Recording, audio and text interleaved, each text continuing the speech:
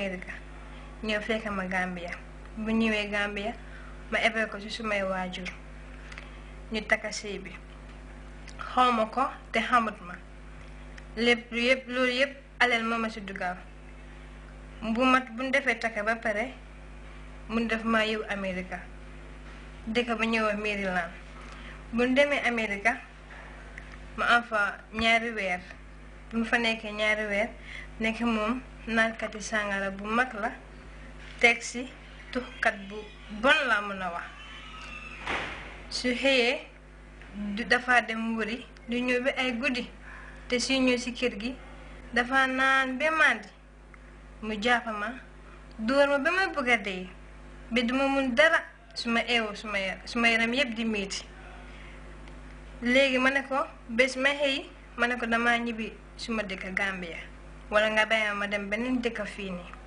munu ma ne doo ñibbi ma maa la fi asi sa kayit yépp dama ko siis ma yaaxa ko bés mu xëy mu dem balaa moo ñëw fekk ma paak naa suma bagage yi ma dem ci suma benn friend bu nekk foofu noonu Maryland kooku moo ma dimbali ba ma ñib si Gambia loolu yépp Facebook moo ko waral waaye su ma yëgoon duma def sëyi Facebook te maa ngi wax suma mbooloo mi mel ni man ne ñu bàyyi xel Facebook ne lu garaaw la lu nekk mu fa ne lu garaaw la mu sa tese góor bu xamut su leen waxee affaire bi sëy bu mu sëy ak ñoom.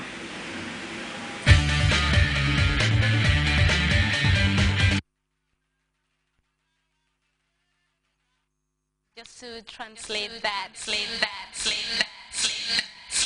In English, it's the victim was narrating her own true life story, and what she said was that she met a guy on Facebook, and as usual, chit chat, they fell in love with each other, and the guy was all the way in Europe. I will not mention the country, but the girl, both of them are Gambians, fortunately. So they got together, got to know each other a little bit, and they got married here in the Gambia. The guy came, and after the wedding, the guy took the girl to the European country, which she refused to mention. But upon arrival, the girl get to find out that the boy is a drunkard and a drug addict.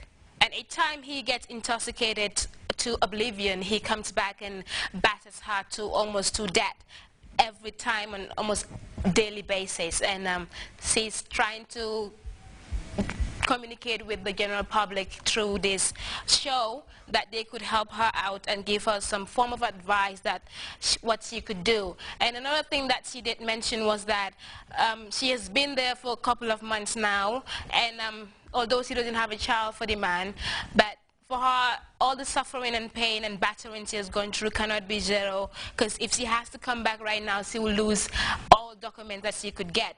Things like citizenship or legal permit. She will lose all those things and will come back empty-handed to start from square one. So what advice could we give her? Before I move on to Mandinka, what I would say is, who do we really blame? Because the moment I heard this, like, she was telling people to stay away from meeting people on Facebook, which is definitely not possible. But what we have to focus in, who do we blame, or which aspect of marriage do we blame? Is it marrying someone that you meet on Facebook or any other social sites, which is marrying a stranger that you do not know, whose family or whereabouts you do not know? Or is it marriage in general?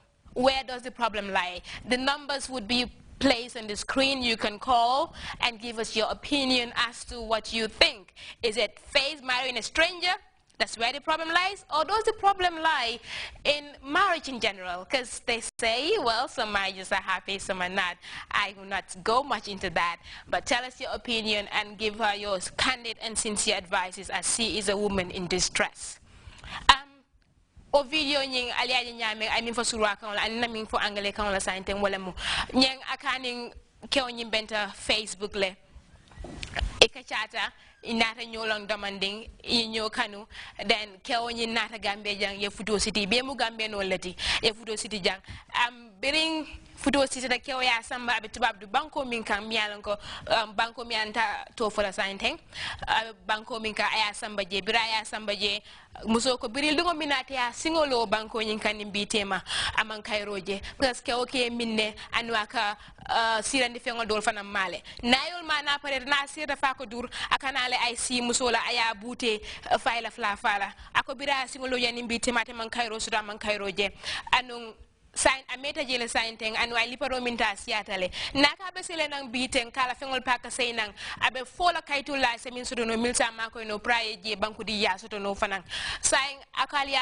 yamar bari atako ala kumo landu labandula ako molye bo Facebook to kata moje Facebook ka futuwaye molye bato but then tebe minni kala walem mbe jumale blame la mbe Facebook le blame la fondumbe futuo fon le blame la Facebook marriage walem ye futu ye moy ni moy ben Facebook ye futuwaye imalong imabodula le mala wulula le mala alfa long wala futuo fon le koleyata tonyale ka futuwe ka min fa la futuo fitiolem ala ko wol siyata dolba sewo kono dolbe kolya ko kono je but iti ajibe nyawnya ala la telephone second number ibase la screen bala but just in case number is 437-3910. You can pick your phones and call and give us your opinion. Who do we blame for this woman's distress? Is it marrying a stranger on Facebook that you've met and barely knew and going all the way to another continent with him, or is it marriage in general?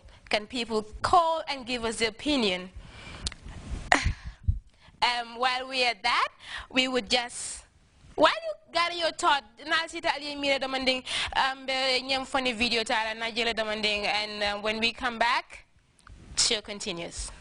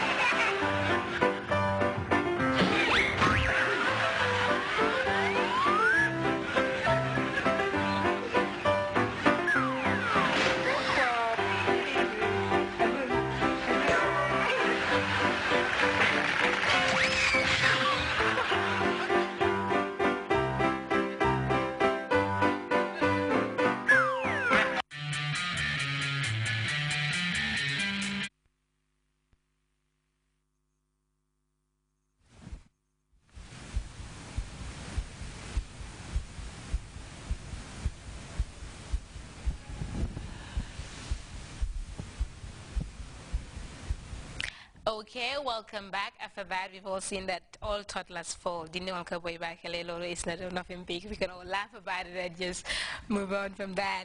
Well, we have the topic today is Facebook marriage, but the question is, who do we blame for our failed marriages? Is it marrying a stranger you meet on Facebook or any other social site, or is it marriage in general? Is it young people rushing into marriage? Because statistics have shown that there are so many young and married people out there. Some are successful, some are not.